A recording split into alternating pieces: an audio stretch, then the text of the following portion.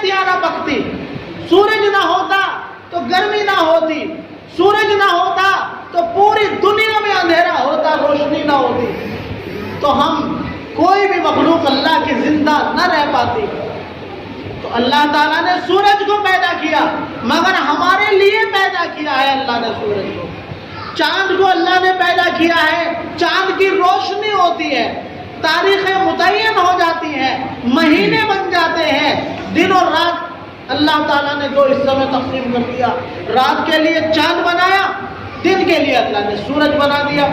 چاند اگر نہ ہوتا تو سمتیں متعین ہونا مشکل ہو جاتی، چاند اگر نہ ہوتا تو کسی پھل کے اندر مٹھاس پیدا نہ ہوتا، کوئی پھل ٹھنڈا نہ ہوتا، کوئی غلہ میٹھا پیدا نہ ہوتا، تمام چیزیں کڑوی ہو جاتی۔ یہ اللہ کا کتنا بڑا فضل ہے کہ اس نے چاند کو بھی ہمارے لیے پیدا کیا ہے، ہمارے تابع تو نہیں بنایا مگر پیدا ہمارے لیے کیا ہے۔ اور کچھ مخلوقات ایسی ہیں کہ اللہ نے پیدا بھی ہمارے لیے فرمائی اور ہمارے تابع بھی کر دیا، جیسے جانوروں کو اللہ تعالیٰ نے پیدا کیا انسان کی ضرورت کو پورا کرنے کے لیے اور تابع بھی کر دیا اللہ نے۔ بیل کو جدھر چاہو ادھر لے جاؤ، گھوڑے پہ سوار ہو جاؤ، جدھر چاہو ادھر لے جاؤ۔ اور جناب جو جانور بالکل آزاد ہیں، بالکل آزاد ہیں، ان پر کسی کا زور ہی نہیں ہے، جیسے بندر، جیسے سانپ، جیسے آپ کا ہاتھی اور دوسرے ایسے جانور، اللہ نے ان کو بھی انسان کا تابع بنا دیا ہے۔ آپ نے دیکھا نہیں کہ جب سپیرا آتا ہے تو سانپ کو اپنے تابع کر لیتا ہے، سپیرا آیا سانپ کو اپنے تابع کر لیا، ہاتھی چلانے والا آیا ہاتھی کو اپنے تابع کر لیا۔ کیا آپ کو معلوم نہیں ہے کہ بندر نچانے والے لوگ بندر کو اپنے تابع کر لیتے ہیں؟ اللہ تیری قدرت، چڑیا گھروں میں جا کے دیکھو، شیروں کو پنجروں میں بند کر کے رکھ دیا۔ یہ اللہ نے انسان بنایا ایسا، کسی کا تابع نہیں ہے، کسی کا تابع نہیں ہے۔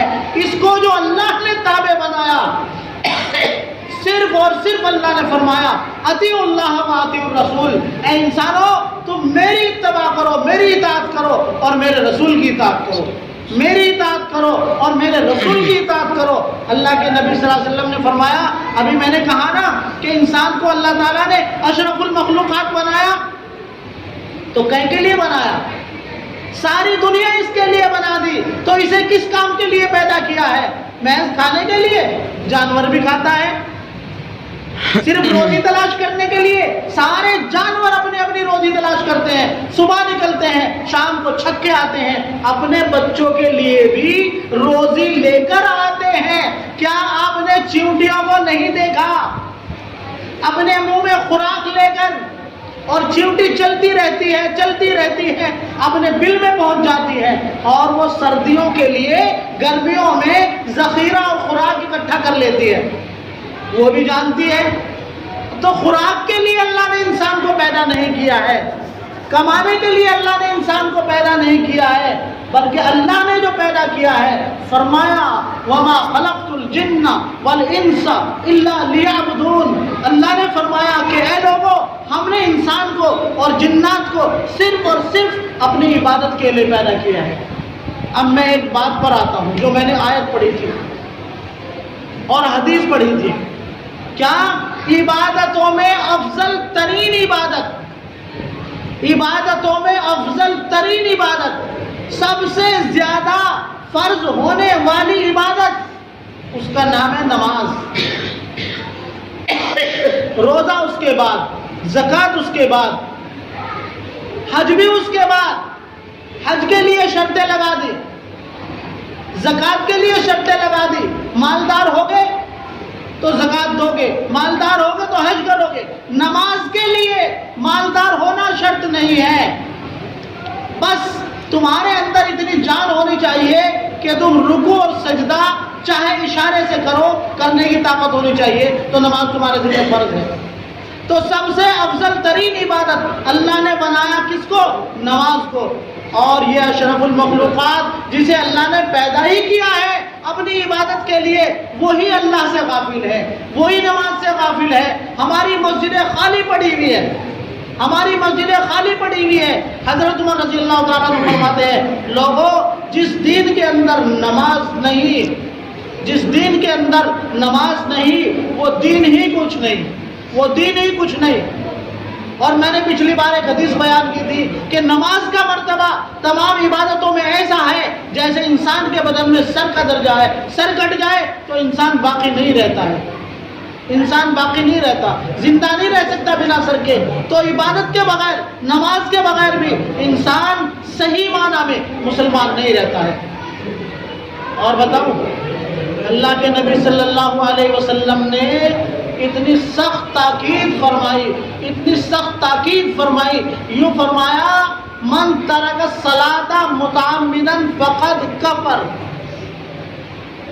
غور سنو، غور سے سنو، جس نے جان بوجھ کر ایک نماز چھوڑ دی، ایسا سمجھو جیسا اس نے اللہ کے ساتھ کفر کر دیا ہو۔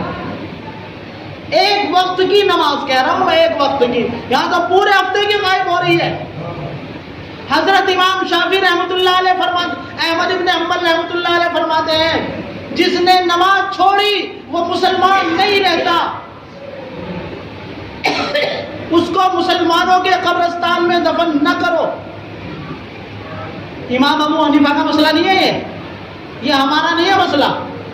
یاد رکھنا، کبھی آپ ان کو صاحب جنازہ جا رہا ہے، نماز نہیں پڑھتا تھا، قبرستان میں لے جاؤ، مولوی صاحب نے جمعے کے دن بیان کیا تھا، یہ مسئلہ دوسرے ایک مسلک میں ہے، حدیث کی بنیاد پر ہے۔ وہ کہتے ہیں، امام احمد ابن حنبل فرماتے ہیں کہ جس نے نماز چھوڑی، اللہ کے نبی نے فرمایا کہ وہ کافر ہو گیا، تو پھر ہم کون ہیں بھائی؟ کیوں اس کو قبرستان میں دفن کریں گے؟ نہیں نہیں، امام ابو حنیفہ رحمۃ اللہ علیہ فرماتے ہیں، جن کے ہم مقلد ہیں، ہمارا جو مسلک ہے، ہمارا جو مذہب ہے، ہم لوگ حنفی ہیں، امام ابو حنیفہ رحمۃ اللہ علیہ کے مسلک کے مطابق زندگی گزارنے والے، کیونکہ ان کا مسلک سب سے زیادہ قرآن و حدیث کے قریب ہے، اس لیے وہ ہمارے امام ہیں، ہم ان کے مسلک پر عمل کرتے ہیں۔ وہ فرماتے ہیں، اگر کیوار کھول دو